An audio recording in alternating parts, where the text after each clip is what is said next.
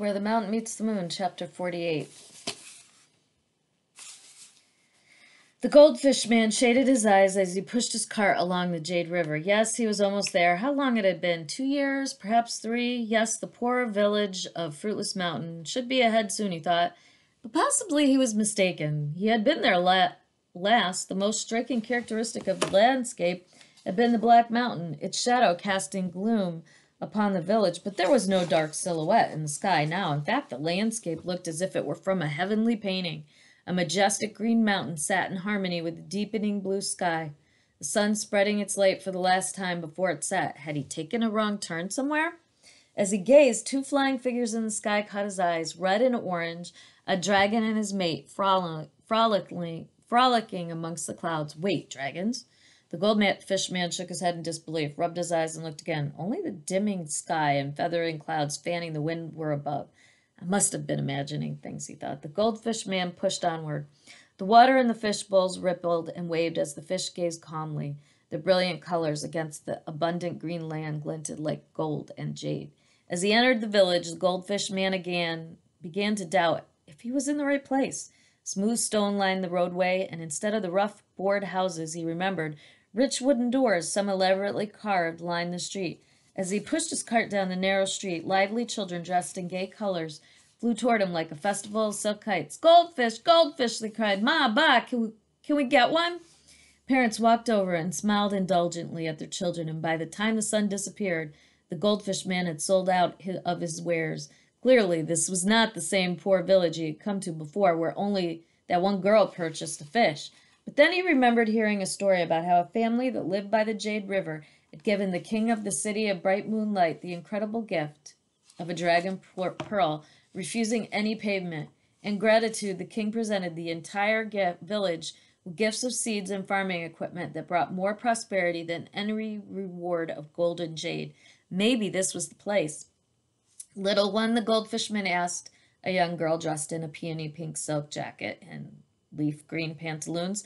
Last time I came to the village of Fruitless Mountain, a child ran away from home. What happened to her? Ran away from here? The girl looked at him in disbelief, as if the idea was foreign.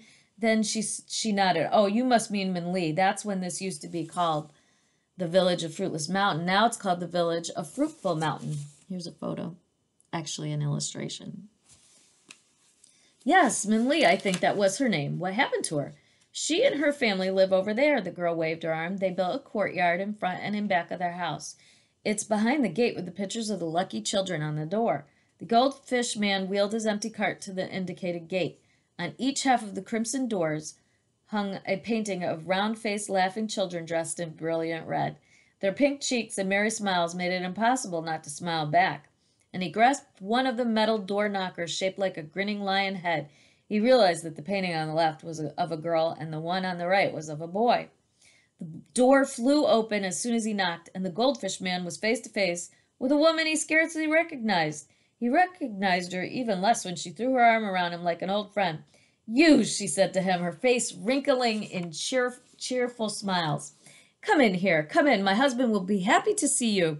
The goldfish man, speechless with surprise, let himself be led through the gate doors. Was this the mother with angry eyes he had met in the woods long ago? Yes, this pleasant-faced woman, her plum-colored coat embroidered with flowering trees, was the same woman. He shook his head in disbelief. As he glanced upward, he realized the courtyard was like a well for the sky. The stars and night seemed to flow into it endlessly. Was the courtyard built for just that purpose, he wondered?